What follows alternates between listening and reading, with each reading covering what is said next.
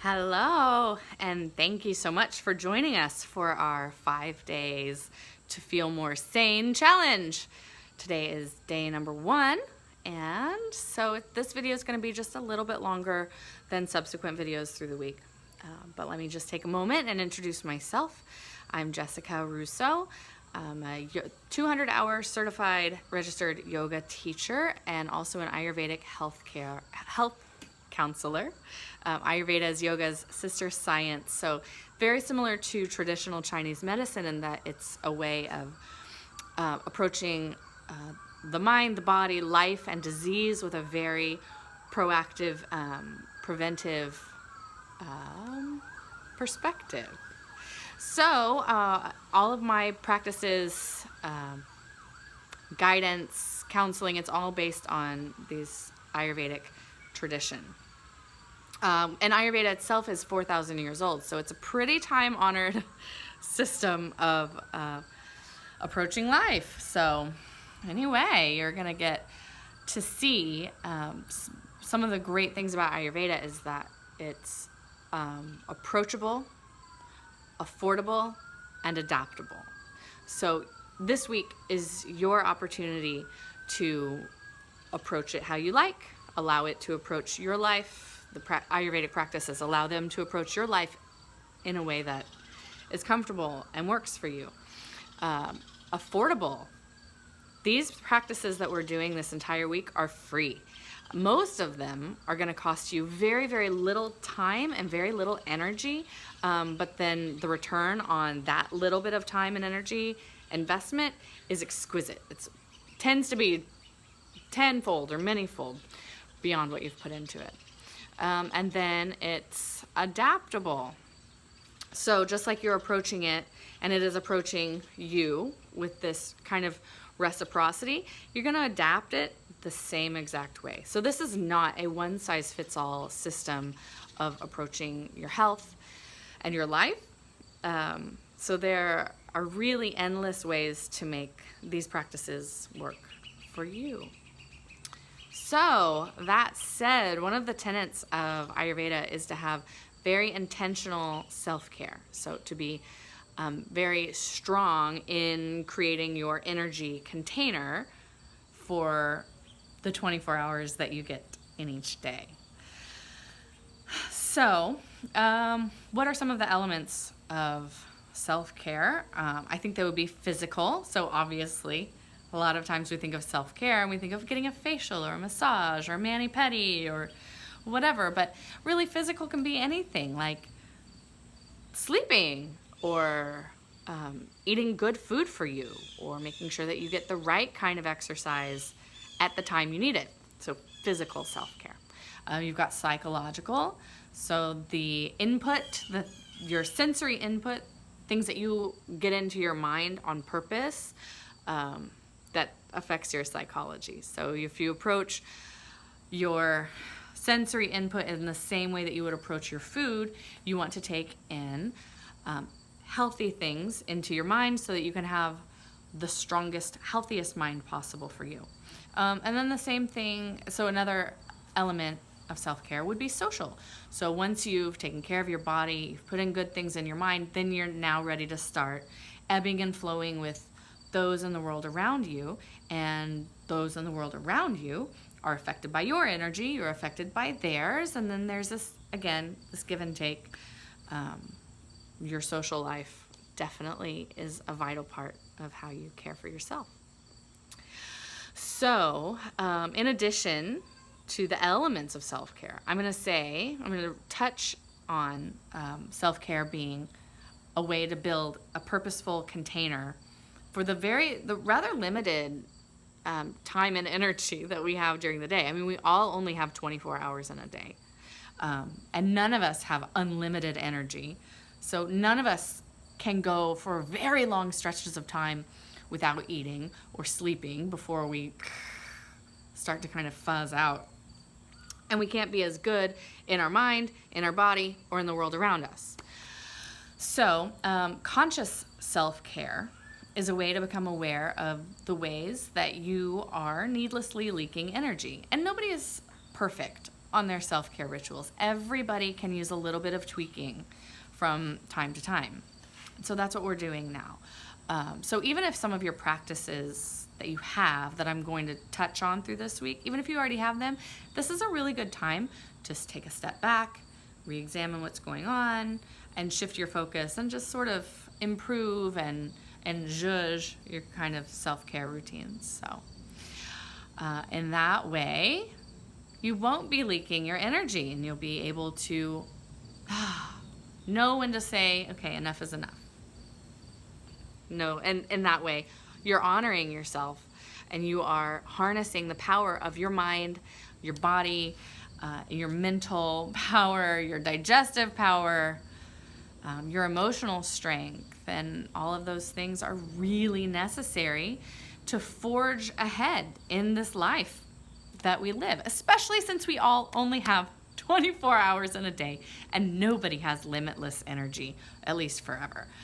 So if you look at the handout that I've sent to you, there's a great quote about why a routine is one of the best forms of self-care that you can adopt. And that quote is by Dr. Vasant Lad. I'll let you read that when you get time. Dr. Lad is one of the Ayurvedic godfathers of the West. He's really responsible for being one of the pioneers of making Ayurveda approachable for a Western audience. So that's good. And some of the immediate benefits of creating a self-care routine. So take a second and glance through those too. So all of this brings us to day number 1. The day number 1 challenge is to prioritize your rejuvenation. So what does that mean? That means sleep. Just go to sleep. But be really intentional about it. I think a lot of times as adults, we think we're not kids anymore, we're not teenagers anymore, we don't need the kind of conscious rest and moving away from the day and into sleep. We don't need that in the same way that kids do, but I think we are grossly mistaken. Your biorhythm, so the way your body works with our 24-hour clock. You've got certain times of the day where your digestion is like strong and you can go for it and you can eat and digest anything. Or more things than usual. You've got other times of the day when your creativity is super strong. And other times of the day when you just need to rest. And so that's what sleep is. Every time the sun goes down, that's a reminder for us that it's our time to start turning within. Which is not really easy or always possible to do in our 24-hour world. So I want this to be in the vein of Ayurveda, approachable and adaptable and affordable. I want you to approach this even if you work shift work, like as a doula or a midwife, or if you've got a brand new baby or your kids need you in the middle of the night. I understand there are definitely times when we're not going to get to bed by 10 p.m. We're not going to get the full 8 hours.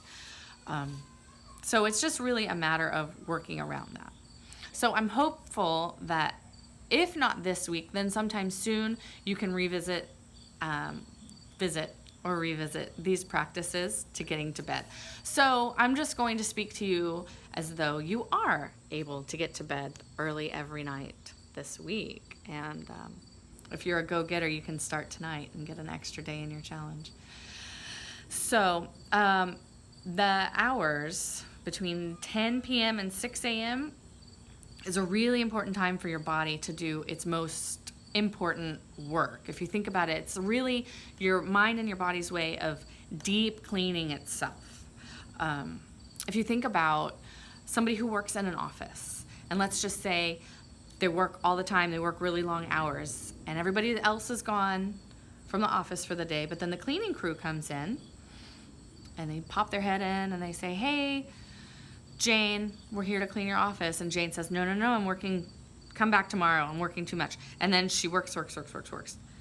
Well, cleaning crew goes away, maybe she sleeps, maybe she doesn't, but regardless, her office didn't get touched. If she continues that night after night after night, think about how dirty, how cluttered, how kind of grimy the office is gonna get. The same thing happens in our minds and our bodies. Sleep is an important function. It's an important mode of being so that your body can perform its various functions. More on that later. So anyway, this week we're just going to honor your cues to sleep. So, yes, we are going to get very intentional with bedtime routines. And for this week, I want you to view your sleep as important as the sleep of a child, because you are worth that kind of effort and intention. So what are some things that you can do? Begin to view like the 6 to 7 o'clock hour kind of as your time to begin heading in the direction of bed. Maybe an hour to 2 hours before 10 o'clock, begin to turn down overhead lights, dim the lights in your house, begin to put screens away. When the blue screen from our devices actually messes with our circadian rhythms and is a melatonin disruptor. So melatonin is the hormone that keeps you asleep. If you're looking at your screen the last thing before you go to bed, you are actually asking with your mind and your body for your sleep patterns to be interrupted. So I'm going to say challenge number 1, put the phone and the screens away. And then after you've done that, you can enjoy some ritual cleansing. So what does this mean? Washing your face and brushing your teeth. Or if you want bonus points, you can do a really, really nice low light bath before bed if you've got it in you. And then after your ritual cleansing, and approach it like a ritual. This is important. Your body is beautiful. Your time and your energy, your vessel is worth the daily ritual of rest and rejuvenation. So put meaning and intention behind it. It becomes a ritual. And then take your time getting snuggled in, make yourself comfortable. Get yourself a cup of tea. Read some either uplifting book or some enjoyable fiction that helps you just kind of close for the day. And it's also a good time for self-reflection, journaling, meditation, some gentle yoga stretches. And then as you are feeling ready, turn the lights out and begin to consciously breathe. Observe all the sounds, the smells, the sensations around you, and do so in a way that you're not attaching a value to it. So none of your sensory input before bed has to be good or bad. Once you just breathe in and out, begin to hear the sound of birds or bugs or cars on the street or neighbors making sounds. Allow them to simply be. Allow yourself to simply be with it. In that way, you are training your mind to compartmentalize. You'll deal with that tomorrow. It doesn't have to be dealt with immediately. May not even have to be dealt with at all.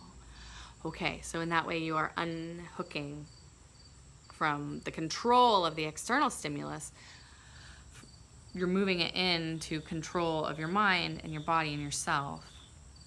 And even if you're not sleeping all the way through the night, I've got a baby who's pushing through 2 molars, so sleep has been pretty challenging for us. So I'm speaking from very recent experience here. You can continue that breathing, observing this conscious rest. Sometimes your mind wants to be up.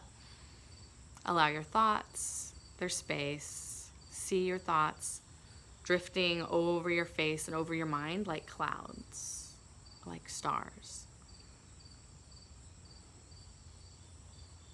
Focus on your breathing and enjoy the conscious rest.